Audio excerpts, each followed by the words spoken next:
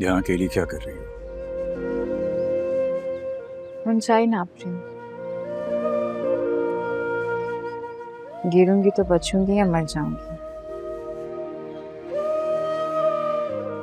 कभी कभी मौत भी धोखा दे जाती है। मान मान लो कि तुम यहां से गिर गए, तुम्हारी टांग या हाथ टूट जाएगा। अब मुझे तो तुम अपने पास आने नहीं दो, तो कैसे ख्याल रखूंगा तुम्हारा? सॉरी, बस ऐसे ही तुम्हारा मूड चेंज करने की कोशिश कर रहा था।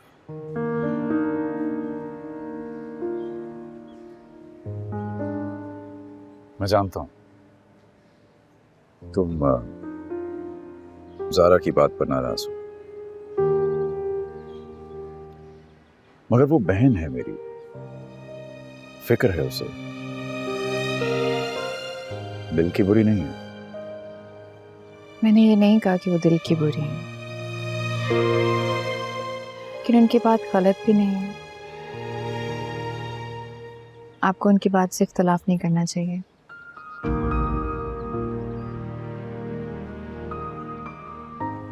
तो तुम्हारे कहने का मतलब ये है कि हमें उसकी बात मान लेनी चाहिए, यानी हमें अलग हो जाना चाहिए।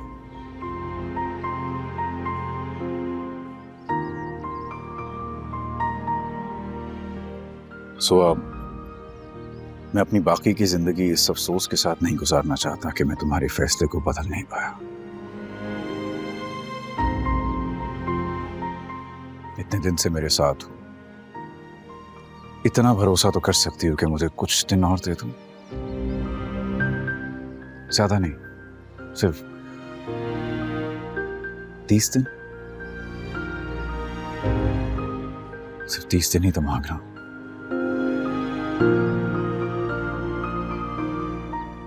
अगर इस 1 महीने के बाद भी तुम्हारा फैसला यही रहा तो वही होगा जो तुम चाहोगी। साथ रहना है या अलग होना है, डिसीजन तुम्हारा होगा।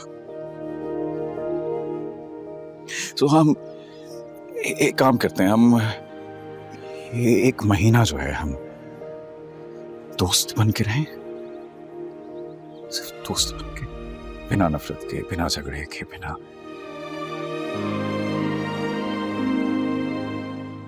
माजी की तल्ख यादों को भुला के जिंदगी को एक नया मौका देते हैं, नई यादें बनाते हैं।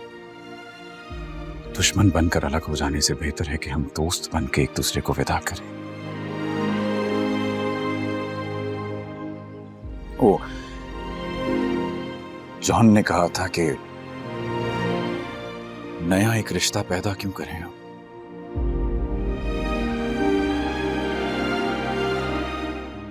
बिछड़ना है, बिछड़ना है, बिछड़ना है तो झगड़ा क्यों करें हम? खामोशी से अदा हो रस्में दूरी।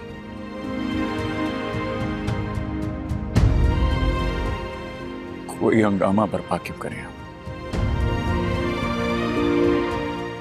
ये काफी है कि हम दुश्मन नहीं हैं। वफादारी का दावा क्यों करें?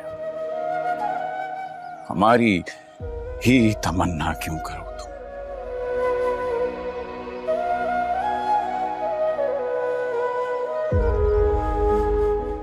तुम्हारी ही तमन्ना क्यों करें?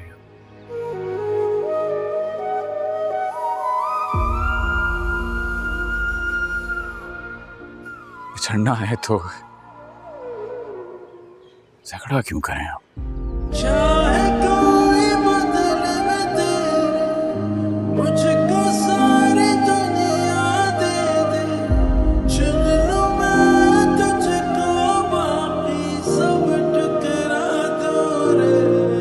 तेरे बिना मैं कुछ ना चाहूं रे, सदा में दुआओं में रब से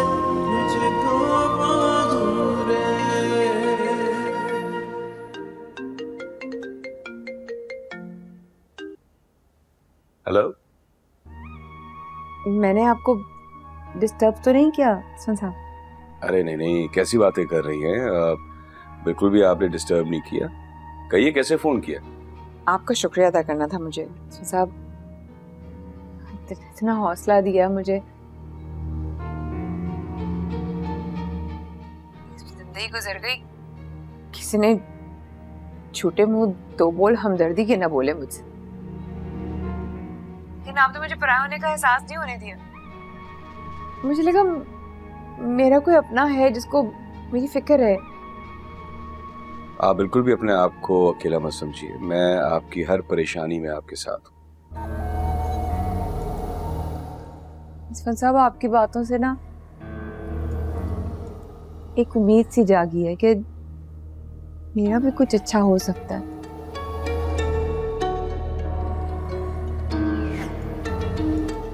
इस तरह की जिंदगी मैंने गुजारी है, को अंदाजा नहीं है। आप आगे भी इंशाल्लाह अच्छा महसूस करेंगे, बस जरा हिम्मत से काम लीजिए।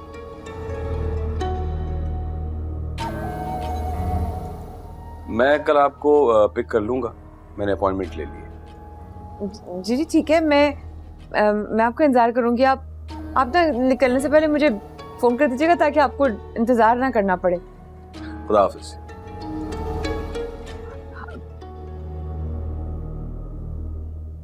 हाफिज।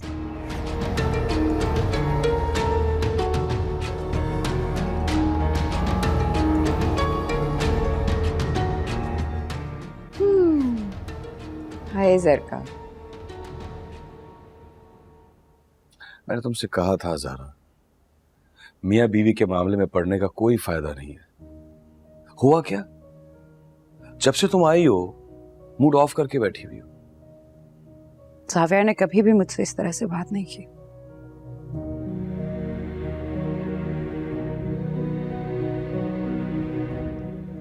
उसे जब भी मशवरे की जरूरत पड़ती थी मेरे पास आता था। कितना बदल गया है वो। उसने सोहा की खातिर मुझसे इस तरह से बात की। हर बात में उसे अपनी ही बीवी की बात समझ आती। ज़ारा तुम खुद तो सोचो, तुम उससे बात क्या करने गई थी?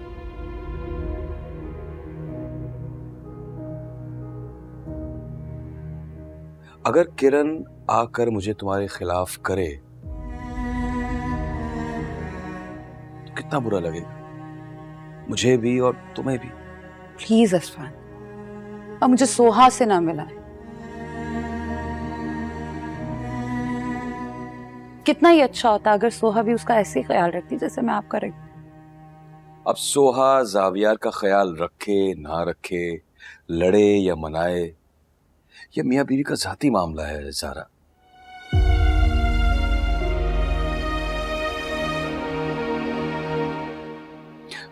जब जावियार खामोश हो गया है तो तुम्हारे बोलने से उसे क्या फर्क पड़ जाएगा?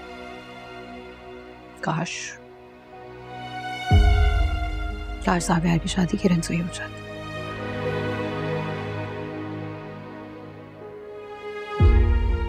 वो भी खुश रहते, हम भी खुश रहते।